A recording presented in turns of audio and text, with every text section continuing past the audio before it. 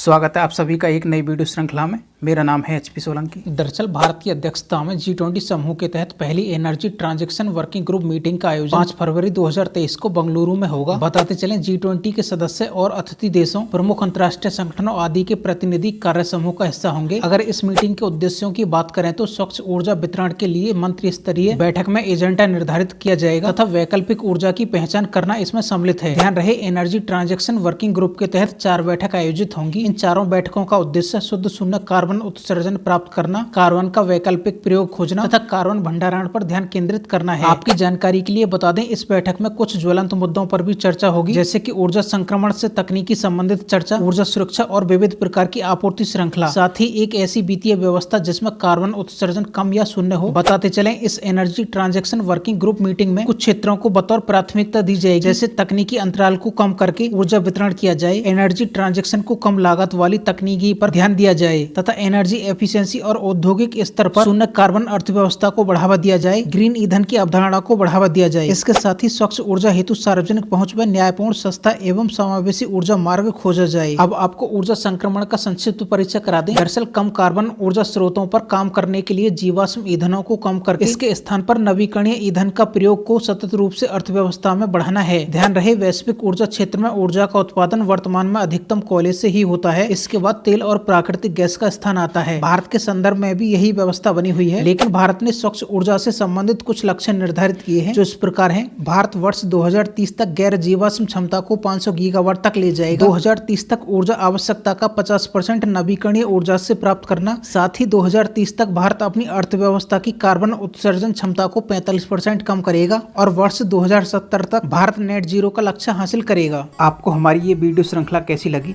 आप लाइक या डिसलाइक का चुनाव कर सकते हैं। साथ ही एचपी सोलंकी स्टडी को सब्सक्राइब भी कर सकते हैं।